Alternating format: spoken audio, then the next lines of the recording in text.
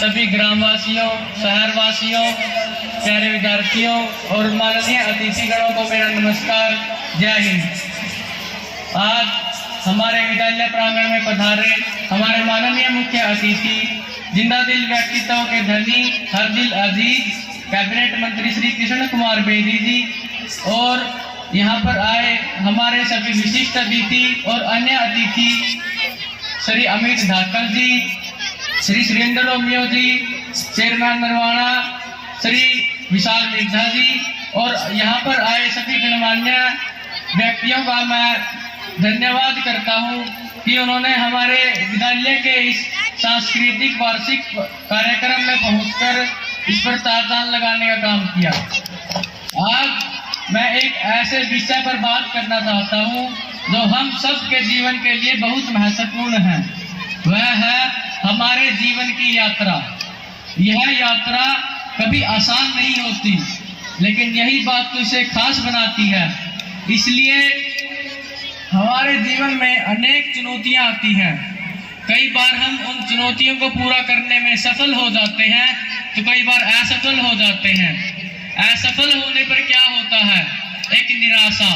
हमारे अंदर कुछ जन्म लेने लग जाते हैं ऐसे विचार जो हमें सोचने पर मजबूर कर देते हैं कि अब हमारा क्या होगा, क्या अब हम आगे कुछ कर पाएंगे। अब सोचने लग जाते हैं कि इस दुनिया में असफल होने वाले आप अकेले हैं। लेकिन मैं बता दूं कि इस दुनिया में कोई भी व्यक्ति ऐसा नहीं है जो बिना असफलताओं के सफल हुआ हो। उन्हें अनेकों बार असफलताओं का सामना करना पड़ा है।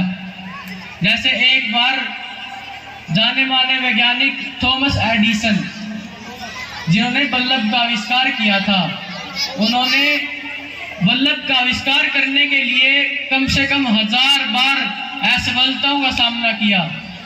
लेकिन जब उनसे पूछा गया कि आपने इतनी बार असफलताओं का सामना क्यों किया, तो उन्होंने कहा कि मैंने तो अपने जीवन में कभी असफलता ही नहीं देखी, बल्कि मैंने ऐसे 1000 तरीकों की खोज की है जिससे बल्ब का आविष्कार नहीं हो सकता था। इसलिए जब भी आप अपने जीवन में किसी काम को करने में असमर्थ हो तो यह मत सोचें कि आप असफल हो गए हैं, बल्कि सोचें कि आपने एक रास्ते की खोज की है जिससे वह कार्य नहीं हो सकता। अब आप एक नया रास्ता ढूंढिए, उसे अपनाइए और बेहतर ढंग से उस कार्य को करने की कोशिश कीजिए। आप निश्चित ही अपने जीवन में उस काम को करने में सफलता पाए। करना पड़ता है जिन्हें पास करना आसान नहीं होता, क्योंकि हमें नहीं पता कि हमें उसमें क्या करना है, क्या नहीं करना है और कैसे करना है। जब हमें एक बार या 2 बार असफलता के बाद उसका एक्सपीरियंस हो जाता है, तब हमें पता चल जाता है कि अब हम क्या कर सकते हैं। मैं यह केवल ग्रुप सी या ग्रुप डी की पोस्ट की बात नहीं कर रहा, बल्कि यूपीएससी तक के लेवल की जितनी भी एग्जाम्स है उसकी तैयारी करने वाले बच्चों को उस चीज का एक्सपीरियंस होना चाहिए। उनके अंदर ऐसे विचार, उनका माइंडसेट, उनकी पर्सनालिटी ऐसी होनी चाहिए कि वो यूपीएससी को क्रैक कर सकते हैं। आपका समय अब है, उठिए, जागिए, अपने सपनों की ओर बढ़िए। हर किसी व्यक्ति के दिल में सपने होते हैं, लेकिन उन सपनों को प्राप्त करना आसान नहीं होता, क्योंकि उसके लिए हमें मेहनत करनी होती है। कई बार हम उस मेहनत को करने में सफल हो जाते हैं तो कई बार असफल हो जाते हैं। क्या एक बार असफल होने पर आप अपने सपनों को छोड़ देंगे? क्या आप उनसे डरेंगे? नहीं, आपको उठना है, आगे बढ़ना है, अपने सपनों की ओर बढ़ना है। असफलता एक कदम है, एक अनुभव है कि आप कुछ कर सकते हैं, अपने जीवन में आगे बढ़ सकते हैं।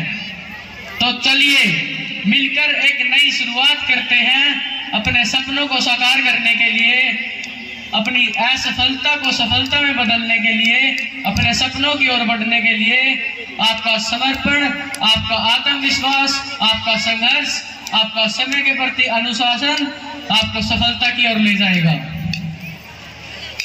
आपका ज़्यादा समय न लेते हुए मैं अपनी स्पीच को कुछ लाइनों के माध्यम से समाप्त करना चाहूँगा।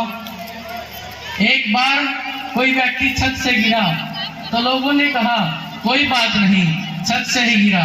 अगर छत उसके ऊपर गिर जाती तो ये वो लोग हैं जो सही सोचते हैं, लेकिन जो बड़ा विजन लेके चलते हैं वो ये सोचते हैं, क्या सोचते हैं कि ये ही नहीं गिरा, तू भी गिरा है, वो भी गिरा है, सब गिरे हैं। मान गिरता है, सम्मान गिरता है, बच्चों की नादानी से खानदान गिरता है। सुबह ओस गिरती है, दोपहर को धूप गिरती है, शाम को छांव गिरती है। गिरना जीवन का कर्म है, तो गिरने में काहे की शर्म है। वो तो उठ गया जो फिसल कर गिरा था, लेकिन वो ना उठ सका जो नजरों से गिरा था। मैं अपनी स्पीच को यही शब्दों के माध्यम से विराम देना चाहूंगा। आशा करता हूं कि आपको